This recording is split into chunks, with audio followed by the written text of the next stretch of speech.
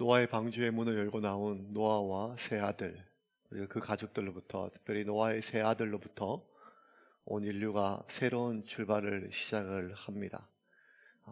결국 아담으로 시작했던 그 인류의 모든 여정들은 이제 노아의 후손들로 다시 이어지게 되었습니다.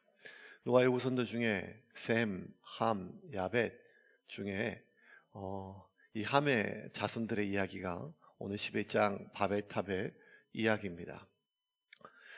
창세기 10장은 이 셈과 함과 야벳 이 삼형제의 자손들에 대한 그러한 족보를 적은 것입니다. 누가 누구를 낳고 누가 누구를 낳고 누가 누구를 낳는 이야기입니다. 예, 벌써 듣기만 해도 잠이 오는 이야기죠. 예, 예. 우리 정조 할아버지 조남조차 잘 기억이 안 나는데 이게 어떻게 다 알겠습니까? 그래서 족보장이라고 합니다. 족보장. 그리고 강의 설교하는 목사들도 이 족보장이 걸리면 참 힘들어하는 것입니다. 근데 그 10장에 이름만 나오는 10장에 유난히 어떤 한 인물의 이야기가 자세히 좀 기록이 되어 있습니다. 누가 누구를 낳고만 낳던 이 10장 전체에 유난히 니므롯이라고 하는 한 사람의 인물이 굉장히 오랜 기간 동안 그리고 여러 구절 동안 그의 삶과 그리고 삶의 업적들이 기록이 되어 있습니다. 니므롯은 지난주에 살펴본 것처럼 함의 손자입니다. 함이 구스를 낳고 구스가 니므롯을 낳았습니다.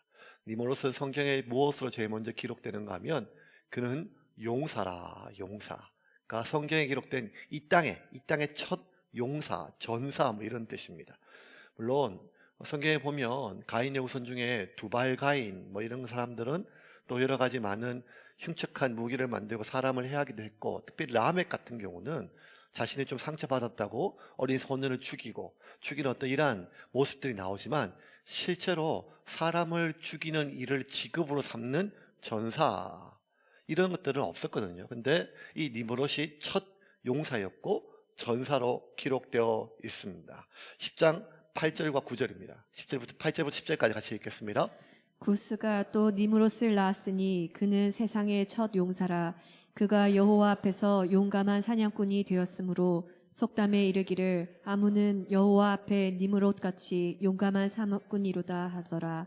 그의 나라는 시날 땅의 바벨과 에렉과 아갓과 갈레에서 시작되었으며. 자, 그의 나라라고 성경에 처음으로 나라라는 게 나와요. 나라. 여러분, 이 고대에서는요 나라나 도시나 거의 동의어로 쓰여집니다. 지금처럼 큰 국경이 있고 이런 것이 아니라 사람이 모여 살고 그리고 그것이 도시고 도시가 곧 나라입니다.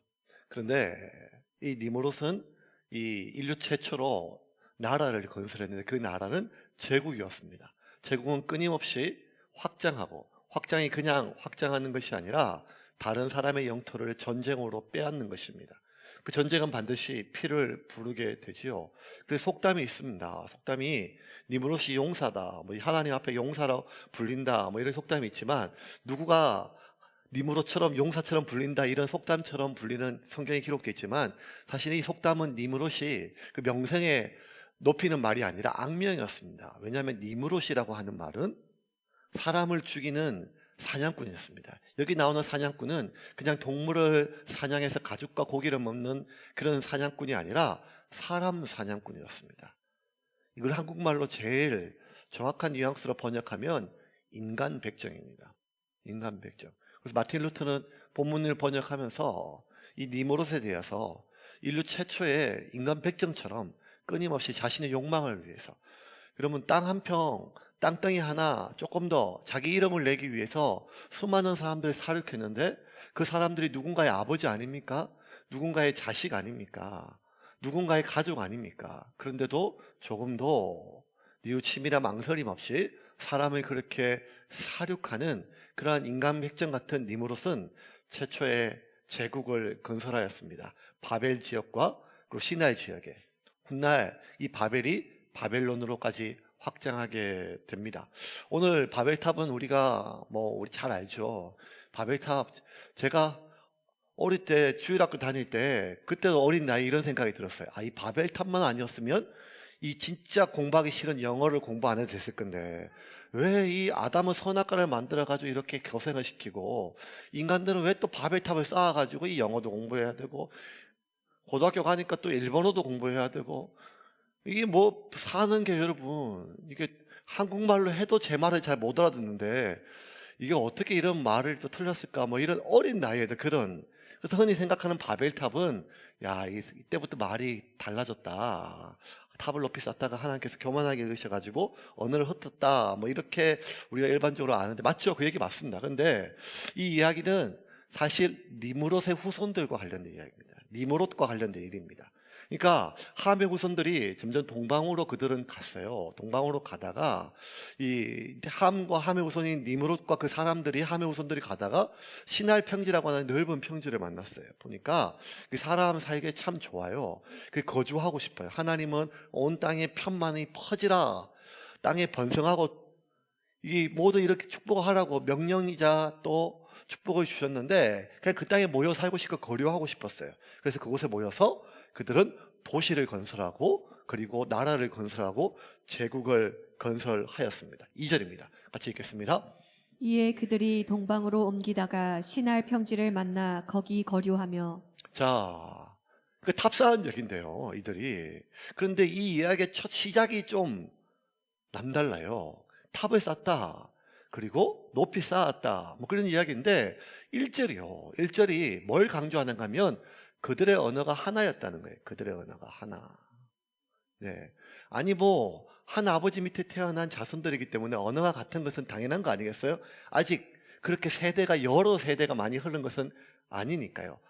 노아가 함을 낳고 셈, 함, 야벳, 함이 구스를 낳고 구스가 니므롯을 낳았으니까 뭐 그렇게 말이 달아지지는 않았겠죠. 그런데도 그들의 언어가 하나였다는 거예요. 그리고 그들의 말이 하나였다는 거예요. 이 말은 나중에 언어가 달라졌다는 것을 강조하기 위함도 있지만 그들이 말이 통하였기에 서로 악을 도모하였다는 것을 좀 강조하기 위한 이 모세의 의도가 좀 보이죠. 그들이 그렇게 말이 하나였어요. 말이 1절 한번 볼까요? 1절 같이 읽겠습니다. 1절 말씀입니다. 온 땅의 언어가 하나요 말이 하나였더라. 온 땅의 언어가 하나요 말이 하나였더라. 그러니까 뭐든지 협력할 수 있어요. 예. 그러니까 현재 문화인류학자들이 얘기할 때 물론 이제 뭐 이렇게 유발 하랄이나 이런 진화론을 주장하는 그런 뭐 학자들도 있지만 대다수의 사람들이 이렇게 지적 능력도 있지만 다른 동물과 비교했을 때 그렇게 우수한 게 없을 수도 있는 인간이 전 세계에 있는 많은 것들을 다스릴 수 있는 것들은 말 때문이랍니다.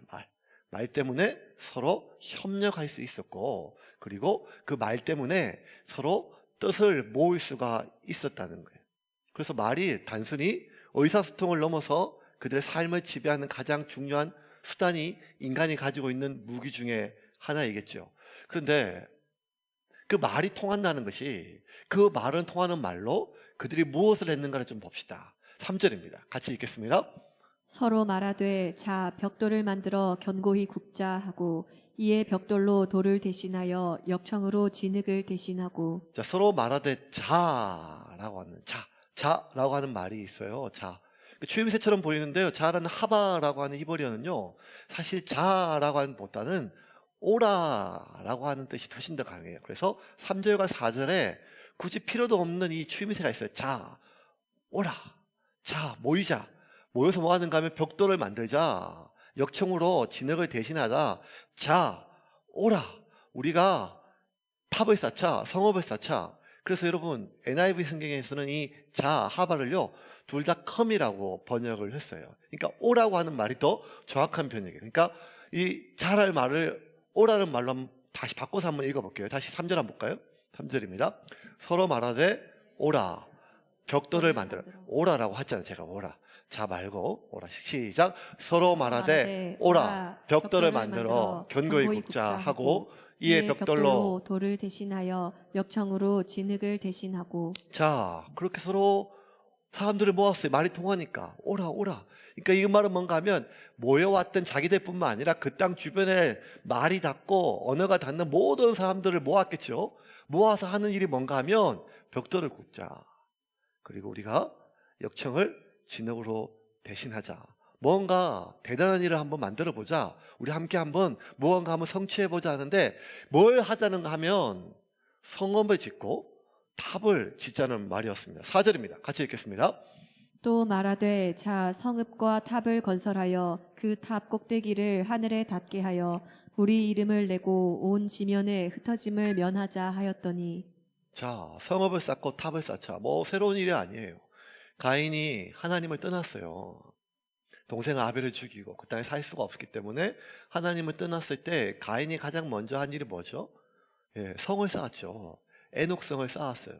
더 이상 하나님부터 본인이 보호받지 못하고 본인의 가족이 보호받지 못할 것 같으니까 자신과 자신의 가족을 보호받을 수 있는 높은 성을 점점 쌓아갔죠. 그러니까 하나님을 떠난 인간들이 성을 쌓고 성읍을 쌓는 것은 굳이 새로운 일이 아닙니다.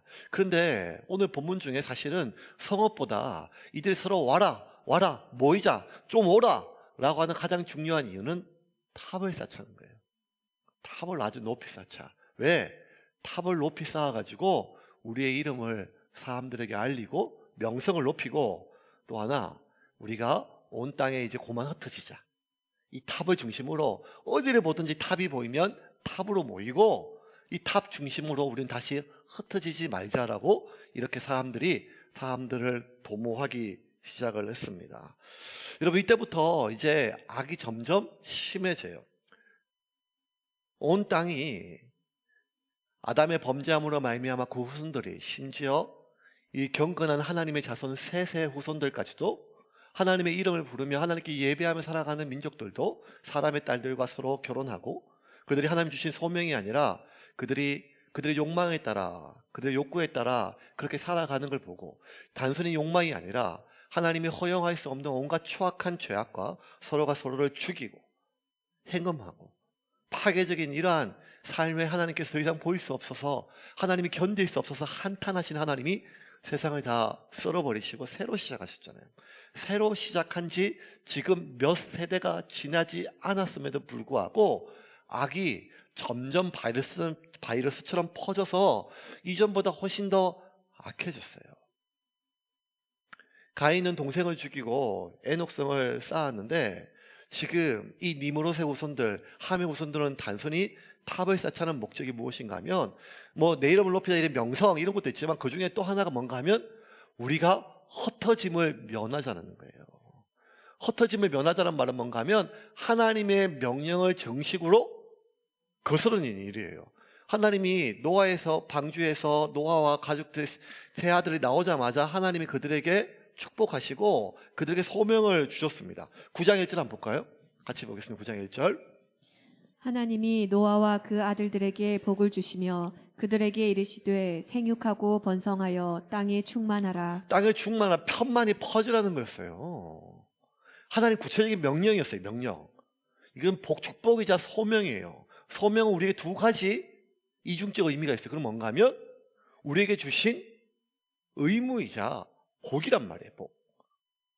그런데 이 하나님이 주신 명령을 정식으로 대항하기 시작했어요. 뭐란가 하면 흩어지라는데 흩어짐을 면하자. 피하자. 우리 한번 우리끼리 그렇게 하나님이 우리에게 준 소명 말고 하나님이 우리에게 준 평생의 어떤 그런 질고 말고 저 하늘에 있는 신이 준 어떤 그런 거 말고 우리 인생 살자.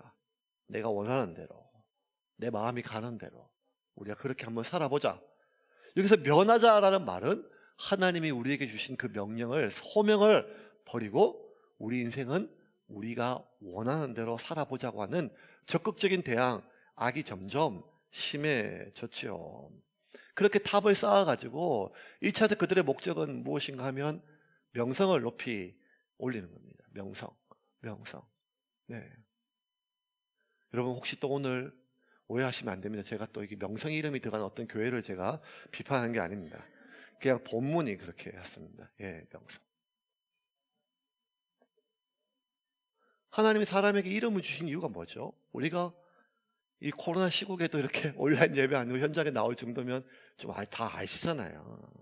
하나님 어떤 사람에게 이름을 주실 때는 그 이름이 단순히 호칭이 아니라 그 사람의 존재의 목적, 그리고 그 사람의 소명일 때가 대부분 그랬죠. 대부분 그렇습니다. 아브라함을 아브라함으로 만드시고 사레를 사라라고 부르시고, 예.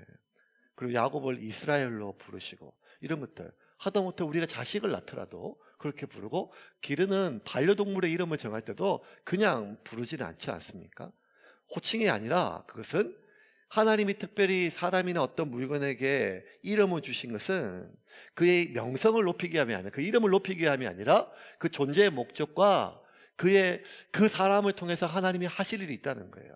그 사람과 함께 하나님이 무언가 그를 만들어갈 하나님의 계획이 있다는 거예요. 그래서 하나님이 주신 그 이름은요, 그 사람의 이름은요, 나의 존재의 목적과 나의 이 땅의 삶의 이유가 들어있어요. 그게 이름이에요. 그런데 사람이 자신에게 주어진 하나님의 소명을 망각하거나 스스로 버릴 때, 사람은 자신의 소명이 아니라, 그 이름이 소명이 아니라 자신의 이름을 높이기 위하여 안달복달하게 됩니다. 우리는 소명을 통해서 나에게 주어진 삶의 목적과 그리고 삶의 이유를 발견하게 됩니다. 그런데 사람은 그 소명을 버릴 때 삶의 이유와 목적을 잃어버리게 됩니다. 여러분, 이게 그냥 이 먹고 살기 힘든 세상에 무슨 소명이고 목적이고 이유가 있겠어? 그냥 살아야 되니까 자식 있고 키워야 되고, 아침에 눈 뜨면 야, 오늘도 활기차게 한번 살아보자, 이렇게 세상하는 사람이 도대체 얼마나 있겠습니까? 그냥 천근만근한 안근히는 몸을 일으키고 눈을 비비고 모래알 같지만 입에 좀 불경스러운 표현이지만 목구멍에 쳐놓고 그렇게 가야 오늘 하루 몸뚱이를 굴리고, 그래야 한 달을 살고 오늘 하루를 살고 자식을 키울 수 있고, 그러니 왜 사는지, 무엇 때문에 사는지, 이유와 목적, 소명, 이런 것들은 등 따시고 배부른 그런 사람들, 그냥 포시랗게 커서 아무런 사는 걱정 없이 일요일 되면 가방 메고 교회 나가는 것들, 그런 것들이 생각하는 것들이 이유지, 먹고 살기 힘든 이 팍팍한 세상 속에서 소명이나 삶의 이유, 목적, 이런 것이 무슨 의미가 있겠냐라고 생각할 수도 있죠. 근데 여러분, 사람은요, 의식주, 먹고 자는 집과 입는 옷이 가장 기본적인 욕구이고, 그것이 없으면 못 살 것처럼 보여지지만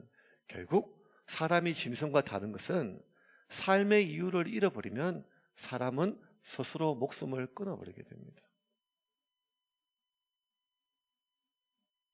여러분, 우리가 알잖아요. 보릿고기에 굶어 죽은 사람보다 지금 스스로 삶의 의미를 찾지 못해 스스로 삶을 포기하는 사람들이, 그것이 병이든 아니면 어떤 정신적 질환이든 아니면 주변의 환경이든 아니면 내가 내 스스로 점점 패배자라 느껴지는 이러한 패배감이나 열패감 때문에 무엇이든지 간에, 사람은 밥을 못 먹어서 죽는 게 아니라, 옷을 못 입어서 추워서 죽는 것이 아니라, 내가 살아갈 이유를 발견하지 못할 때 죽게 된다는 것입니다. 자신의 삶을 포기한 이유는 자신의 삶을 지탱할 이유를 찾지 못할 때예요. 결혼도 마찬가지예요. 결혼이 깨어지는 이유는 그 결혼이 깨어질 수밖에 없는 큰 사건이 생겨서도 그럴 수 있지만, 대다수는 이 결혼을 지탱할 이유를 찾지 못할 때 우리는 결혼을 놓아버리고 싶은 마음이 들지요. 인간은 어떠한 어려움이 있어도, 어떠한 위험이 닥쳐도 그 위험과 어려움을 헤쳐나갈 수 있는 능력이 내재되어 있어요. 그래서 외부적 요인보다 내가 내 내부적인 요인을 잃어버리면 그때 놓아버립니다. 직장도 놓고 학교도 놓고 가정도 놓아버리고 심지어 삶도 스스로 놓아버릴 수가 있습니다. 이것이 참 무서운 거죠. 사람은 언제 자신의 삶의 이유를 발견하는가 하면 나의 존재 가치가 확인될 때예요. 나의 필요가 확인될 때예요. 태어날 때부터 그래요. 태어날 때부터. 어린아이들이 계속해서 막 안겨요. 안기고 또 안기고 안겨요. 안기고 싶어해요. 안아달라고 해요. 왜냐하면 내가 사랑받는 존재인지 확인받고 싶기 때문입니다. 끊임없이 그렇죠. 심지어 동물들도 그래요. 아까 예배 드리기 전에 제가 7층 올라갔더니 어떤 성도님이 강아지 한 마리 데려오셨더라고요. 데렸는데 저는 처음 봤어요. 처음 봤는데 저한테 막 와가지고 막 안기려고 해요. 저한테 이렇게 안기려고 하는 그런 어린 생명체는 많지 않거든요. 예. 뭐 하고 와서 하니까 좀 이렇게 토닥토닥 하니까 너무 좋아하는 것 같아요. 그 강아지 오늘 등록하고 갈 것 같아요. 등록시켜야겠어요, 오늘 제가. 예, 연초니까 뭐라도 한 등록시켜야죠. 여러분, 미물부터 시작해서 어린 생명이든 내가 얼마나 지금 이 사람들에게 의미 있는 존재인지, 내가 너에게 얼마나 의미 있는 존재인지 매일 확인받아야 됩니다. 남편들 2022년 밥 똑바로 얻어먹으려면 잘 기억하세요. 아내가 나 좋아? 나 사랑해? 라고 물으면 매일매일 대답해 줘야 됩니다. 어제 얘기했잖아. 그러면 오늘 밥은 안 줍니다. 어제 밥 먹었으니까요. 그건 어제 먹은 밥이고 오늘 먹을 밥이 또 필요하지요. 남자는 밥솥에 밥이 없으면 화가 나지만 여자는 내가 이 남자한테 어떤 의미인지 확인받지 못하면 배가 고픈 거니까 성질을 냅니다. 물론 그것도 나이 들면 밥에서 밥 먹고 오는 걸 제일 좋아합니다. 여러 가지 의미가 있겠지만 끊임없이 인간은 자기가 얼마나 사랑받는 존재인지 그리고 내가 필요한 존재인지를 확인받아야 살 수가 있습니다. 학교에서든지 그것이 성적이든 외모이든 친구이든지 무엇이든지 간에 직장에 가서 우리가 내가 성질을 못해서 내가 며칠 알아눕기보다 나보다 못한 사람이 승진을 하고 나는 누락돼서 내가 누구보다 못한 느낌이 드는 거는 내가 못 견뎌요. 교회도 마찬가지 아닙니까?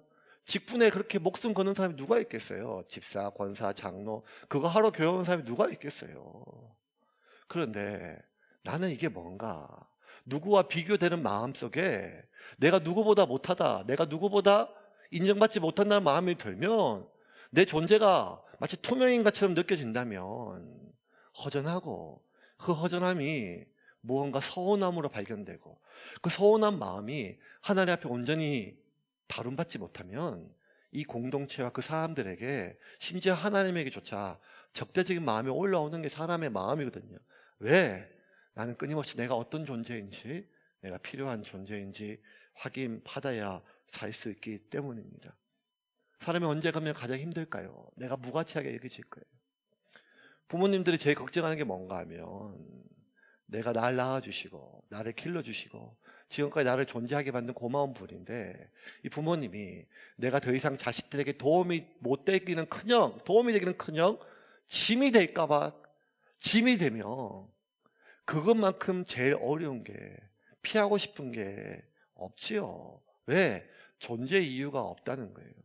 내가 무가치한 존재를 넘어 짐이 된다고 생각할 때 내가 가장 사랑하는 자식들에게 짐이 된다고 얘기했을 때 그냥 사라졌으면 하는 마음이 드는 것은 인간의 가장 중요한 욕구와 본능은 먹고 입고 사는 것이 아니라 내가 얼마나 사랑받는 존재인가, 내가 얼마나 가치 있는 존재인가, 내가 얼마나 필요한 존재인가라는 것입니다.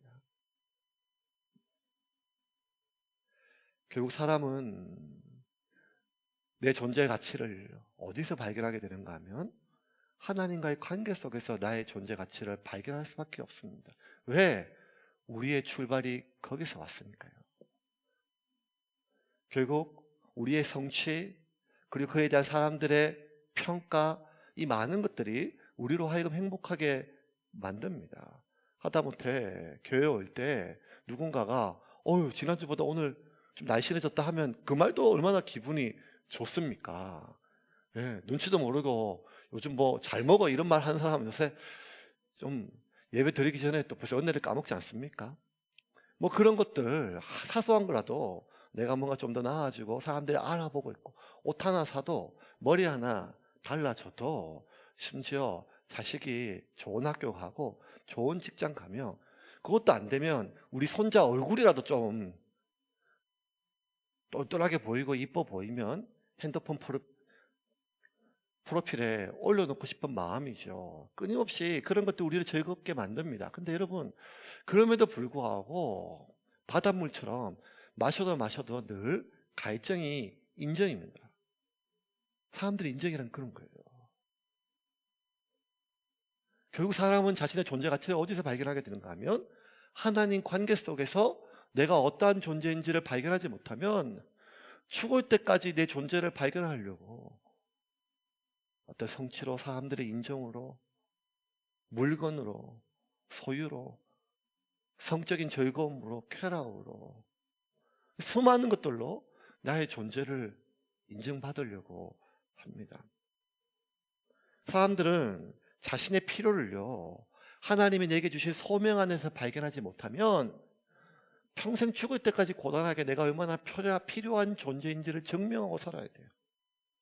내가 가지고 있는 능력은, 타고난 능력은 100인데 내가 인정받고 싶은 마음은 200, 300이에요. 그러니까 어딜 가나 나를 갈아 넣고 몰아넣어 가지고 육체가 병이 나고 정서가 깨어질 때까지 그렇게까지 하는 이유는 뭔가 하면 나는 이 공동체, 이 조직에, 나는 당신에게, 누군가에게 필요한 사람임을 증명받고 싶은 거예요. 증명하고 싶은 거예요. 왜냐하면 내가 얼마나 필요한 존재인지 내가 인정받지 못하면 내가 필요 없는 존재가 되는 것은 내가 견딜 수가 없기 때문입니다. 근데 사람은 결국 어디서 나의 필요를 온전히 충족받을 수 있는가 하면 하나님이 내게 주신 소명 안에서 나의 진정한 필요를, 나의 존재의 필요를 발견할 수가 있습니다. 그게 안 되면 교회를 개척한 목사라 할지라도 끊임없이 하나님 안에서 나의 존재 가치와 하나님이 내게 주신 소명 안에서 나의 필요를 확인받지 못하고 교회의 크기나 사람들의 숫자나, 여러분 대놓고 그렇게 말하는 목사님이 어디 있어요? 하나님이 주신 소명 때문에 그렇습니다. 하지만 목사들끼리는 다 알거든요. 만나면 제일 궁금한 게, 모르는 목사 만나면 제일 궁금한 게 교회가 얼마나 큰가? 얼마나 모이는가? 아니 이 숫자는 진짜 지긋지긋하게 벗어날 수가 없어요. 어릴 때부터 달리기를 해도 오늘 몇 등 했는지 공지를 주고, 기말고사를 봐도 몇 등 했는지 엄마가 물어보고, 심지어 이제 50이 넘어도 친구들 만나면 지난주에 몇 킬로 나갔냐 이렇게 물어봐요.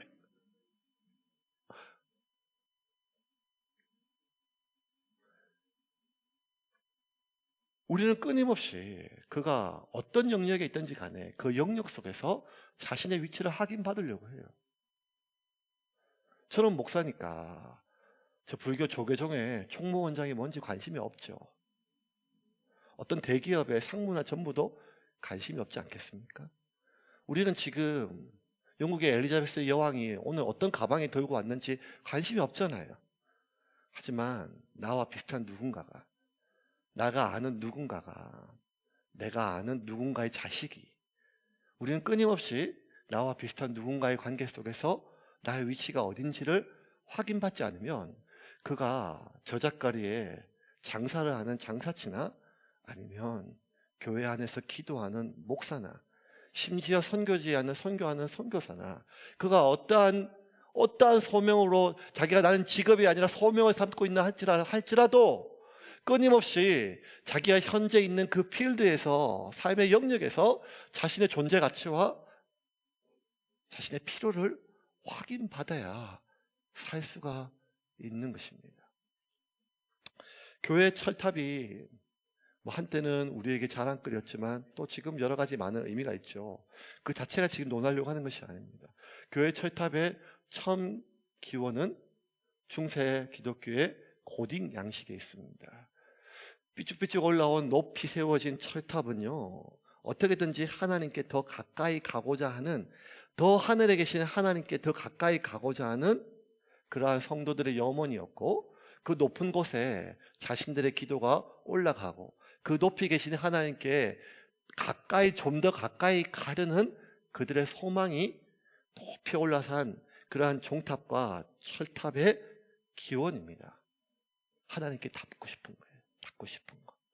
그런데 여러분, 성경 어디에도 하나님은 높이 계신다 하지 않고 뭐라고 하겠는가 하면 예수님께서 마지막 백보자 심판에서 나는 지극히 낮은 자들과 함께 있다고 하셨거든요.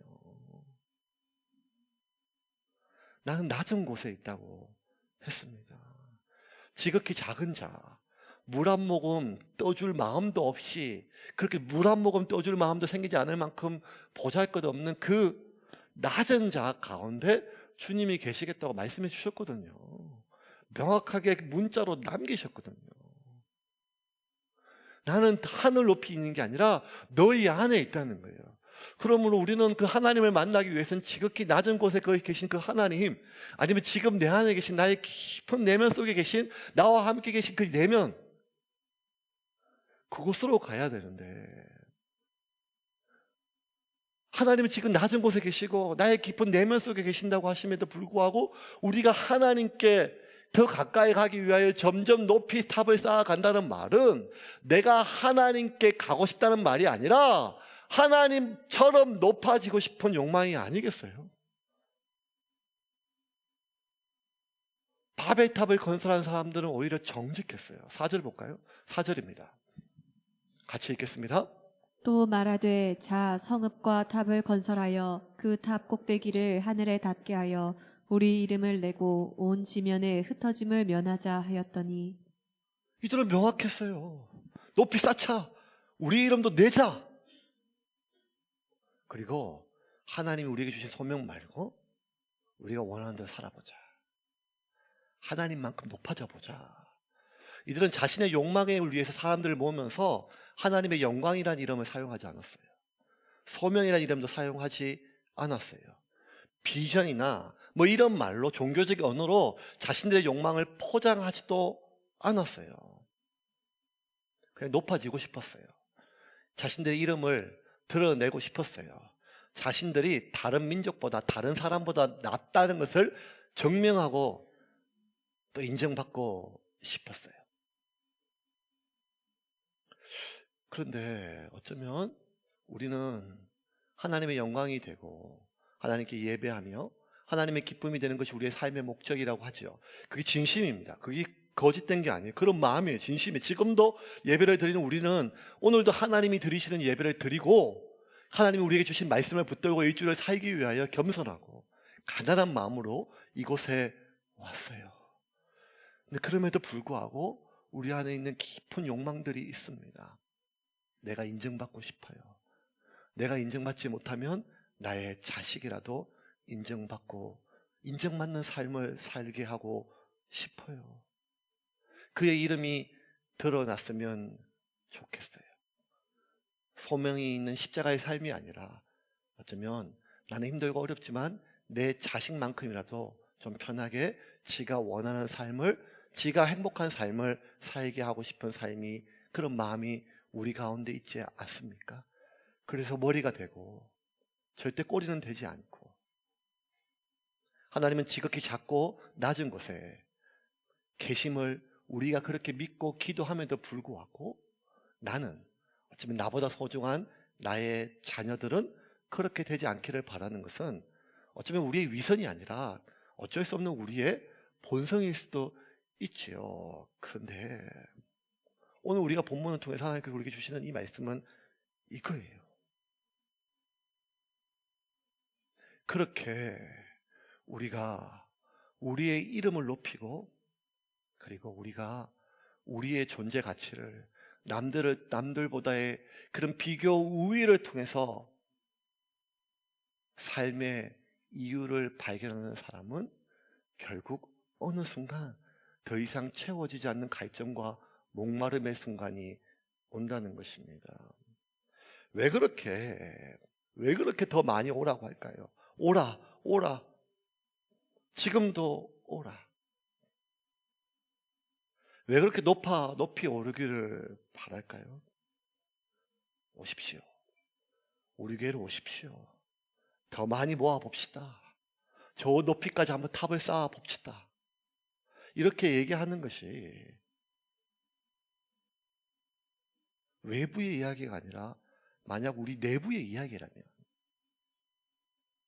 그렇게 하려는 것이 정말 죽어가는 한 생명을 살리기 위한 불신자들을 위한 것인지, 아니면 어쩌면 탑을 쌓아가 우리의 이름이, 절대 내 이름은 아니지만 우리 교회의 이름이라지만, 여러분, 우리 교회가 되는 순간 주님의 교회가 아닙니다.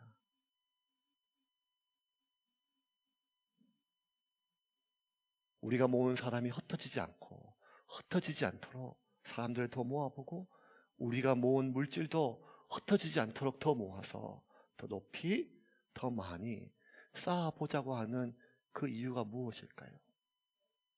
하나님은 낮은 곳에 지금도 흩어지라 말씀하시는데, 세상은 다 알지요. 사실 우리도 압니다. 우리의 욕심입니다. 우리의 교만입니다. 우리의 야망입니다. 맞아요. 그런데 세상도 다 아는 그런 비판을 하려고 하는 게 아니라, 이런 우리의 마음에 대해서 주님은 다르게 보신다는 거예요.